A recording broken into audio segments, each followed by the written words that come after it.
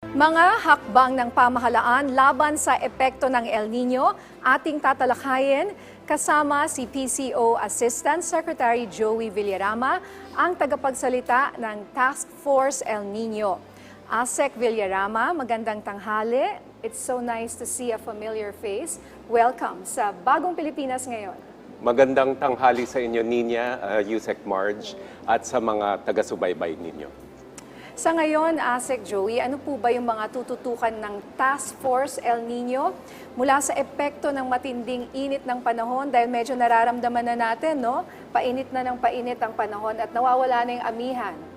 If we base it on the composition of the task force itself, no, makikita natin kung ano yung mga priority o yung mga tututukan ng ating gobyerno. So ang principal agencies na kabilang sa task force ay Department of National Defense, DOST, DA, DOH, NEDA.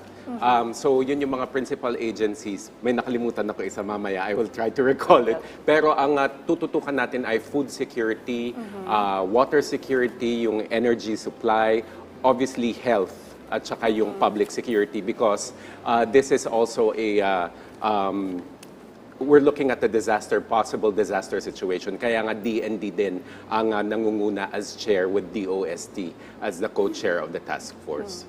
I think DILG also is helping out in this initiative also. So, Asik Joey, base sa inyong kasalukuyang assessment, ilang probinsya po sa ngayon ang nakakaranas ng matinding epekto ng El Nino sa buong bansa? At paano po ito tinutugunan ng Task Force El Nino at ng pamahalaan? Opo, so iba-iba po yung antas o level ng classification. So meron pong dry conditions, yan po yung two consecutive months of below normal rainfall. Meron din yung dry spell, which is 3 consecutive months of below normal rainfall. At yung drought naman is 5 consecutive months. Pero we would like to emphasize na kakulangan po sa normal na pag-ulan nito. So people might think na, kulang sa tubig, so hindi na pwede magtanim. Obviously, we still have surface water, we still have the water table, we have wells to help irrigate the farm. So, sa dry conditions, we have 17 provinces.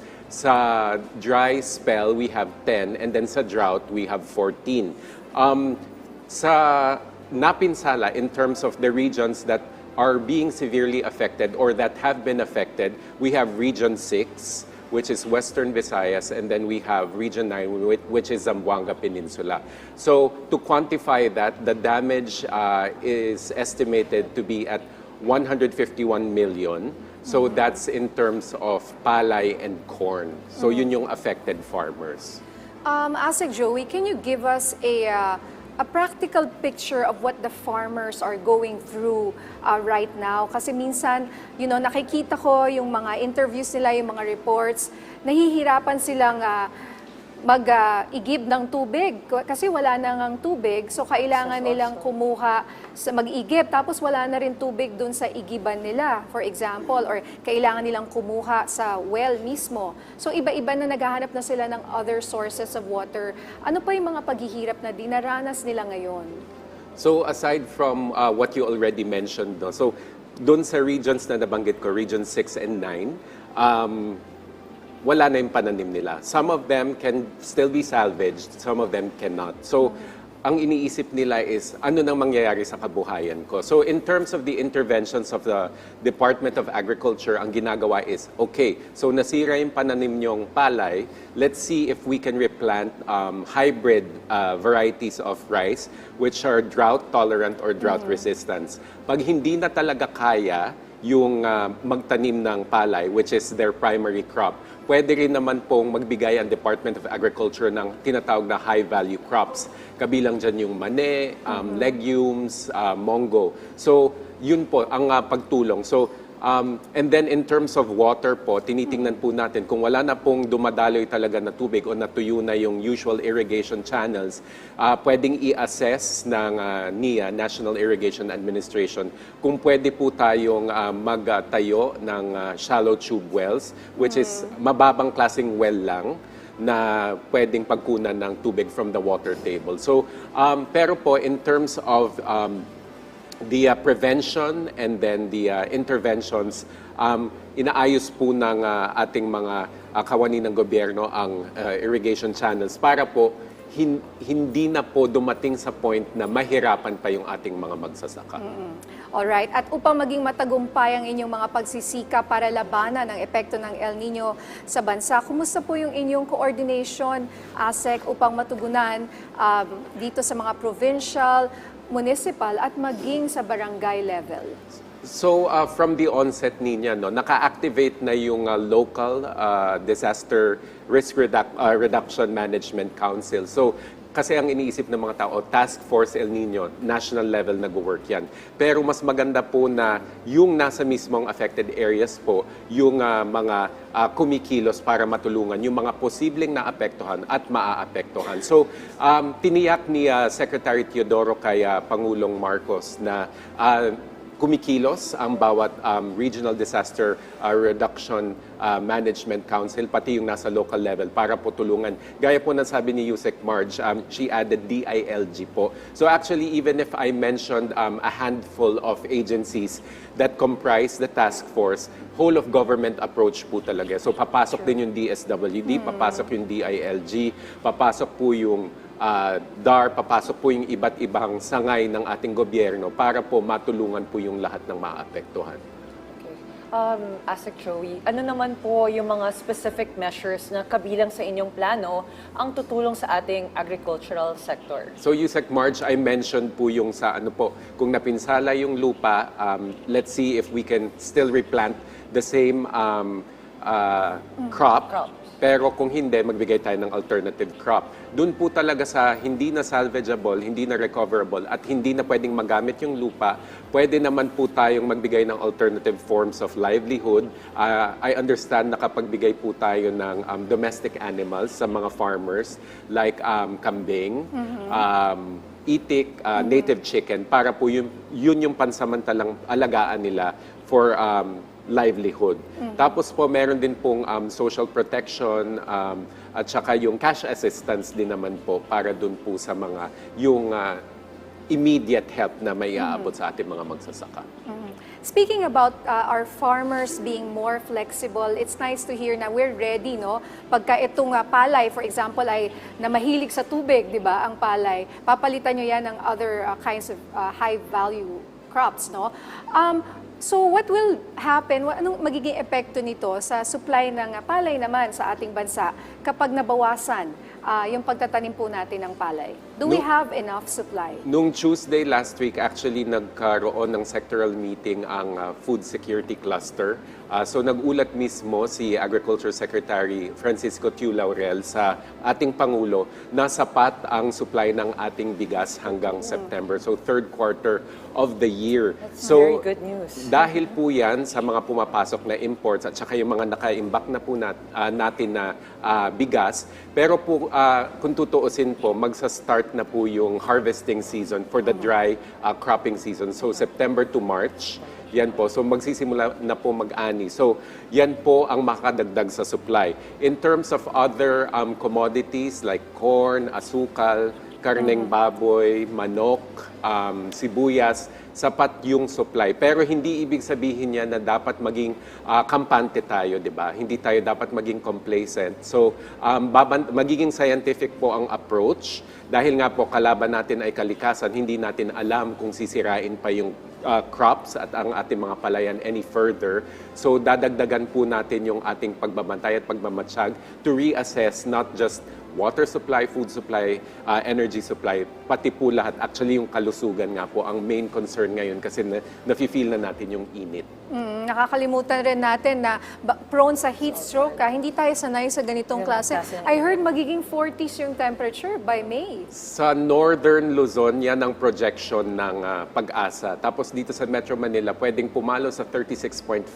Pero hindi pa kasama doon yung humidity, yung alinsangan. Yes. Di ba sa mga cellphone natin nakalagay yung a real feel. So kahit pumatak sa thermometer na 36.5, yung additional factors like humidity, makakapagpataas pa ng presyo. So kung meron, temperatura, sorry. Pero kung meron tayong mga senior citizens at mga kabataan sa ating tahanan, so sila po yung bantayan natin para hindi magkaroon ng incidences of heat stroke at saka yung skin diseases related to extreme heat. Agree with that. Asik Joey, para mas maunawaan ng ating mga kababayan, ano po ba yung mga challenges na inyong kinakaharap ngayon sa task force mula sa epekto ng El Nino sa bansa? Actually po, ang main challenge is what you cannot quantify, what you cannot predict. Dahil nga po, as I mentioned, we're up against nature. So, sabihin natin na yung mature El Nino, strong and mature El Nino, nafe-feel na natin yung effects, but the effects will also persist until May. Pero whatever those effects are, hindi natin alam. Hindi pa natin alam. So, sabi po ng Pangulo, noong nasa Davao City siya, if I'm not mistaken, noong February 7, when he inaugurated the Davao Bulk Water Project, sinabi niya, under the Bagong Pilipinas, a brand of governance, we prevent problems from happening. Na parang we nip the problems in the bud. We don't wait for them to catch us off guard. So ganyan po ang ginagawa ng task force natin para kung ano man po yung variables na hindi natin ma-predict, kahit papaano po, maibsan natin yung impact, lalo na dun sa common folk, sa ating pong mga kababayan. So, Asik Joey, is it safe to say that we should prepare for the worst? Yes, I would say that yun nga po, wag po tayong magpakakampante. Hindi porke sinasabi po ng ating gobyerno na sapat ang supply ng tubig, may enough food tayo, ang electricity, walang magiging interruption until a certain period of the year. Dapat po we should do our share, our part para po makatulong. The President has emphasized the government will start these efforts. Yung pagtitipid po, actually sa DND po nag-utos po si Secretary Teodoro sa military camps na kayo magtipid kayo ng tubig, yung military personnel and dependents.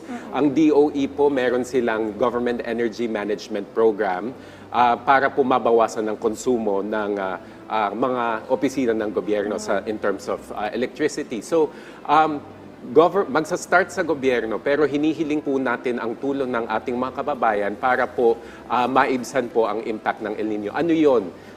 Behavioral change. May mga pamangkin ako na kapag lumalabas ang silid nila, hindi nag-o-off ng ilaw, hindi nag-o-off ng electric fan. Yung mga maliliit na bagay po na yun, malaking tulong po yun at nakaka-add up po para makatipid at makatulong tayo sa supply ng ating mga resources.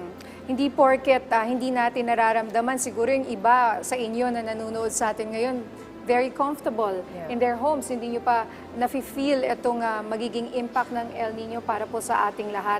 So yung mga simpleng bagay na sinasabi mo, yung mga aircon. Kaso yung problema nga, Asik Joey, sa sobra namang init na panahon, you will expect more consumption of electricity in the coming months. So how will this affect the impact of El Nino for everybody in terms of energy consumption? Bagamat sinasabi po ng DOE na hindi pa po affected o hindi sapat pa yung supply ng kuryente natin at wala silang na-foresee na interruptions sa buong bansa until May perhaps. Yun nga po kung kaya naman po, DOH naglalabas po ng advisories na kung maaari po, hindi naman kailangan naka-blast yung aircon yun. Pwede pa rin naka-on, pero yung temperature na optimal, hindi na po yung pinakamababa, pinakamalamig. Pwede naman pong maglagay po tayo o mag-designate tayo ng malamig o malilim na place sa ating bahay kung saan doon magsistay ang ating seniors at minors para lang po talaga makabawas po sa konsumo. Yung iba, binubuksan yung aircon, tapos pinapatay din. Para ganun kaya sa mga opisina kaya. Kasi yun yung mga malalaking consumption, lalo na yung mga government offices. Ano yung suggestion nyo sa kanila? Ayun po. I have yet to see the guidelines of the DOE's Government Energy Management Program. Pero last year po, 10% po ang naitipid sa sa krudo at saka sa kuryente nun. So they are trying to reconfigure the GEMP para po yung guidelines ay mas nakatuon po sa conservation ng electricity. So sa amin po sa PCO, halimbawa wala ng tao, ng office, ay yung pagtatapos ng office hours, syempre po, maging conscious pa po tayo na i-off yung ang aircon, di ba? At saka yung mga ilaw. So yung mga ganong bagay po. Ayan. Conscious effort, no? Siguro ang huli kong tanong, bukod sa iyong mensahe para sa ating mga kababayan, kailan kaya magiging co-host ko dito sa Bagong Pilipinas ngayon? Hindi po ako sanay sa ganyan. Ikaw ha, magkasama kasi kami dati, Yusek Marge, ni Asik Joey, for a while. We've been together, we were colleagues as reporters before, so it's so nice to see a familiar face with us. I know how hardworking you are. And Diba? now We a both public came from the servant. same environment which made us more resilient and flexible. Yes. And now a public servant. Yes. Lahat. Lahat tayo. Oo. So I'd like to, ask siguro for your final message for everybody who's watching right now. Asik Joey. Opo, gaya po ng sinasabi po lagi ng ating Pangulong Ferdinand R. Marcos Jr., may ginagawa po at handa po ang ating gobyerno. Hindi lamang po patungkol sa El Nino, pero para po sa mga disasters na hindi po natin mapipredict. So, handa at may ginagawa po ang ating gobyerno.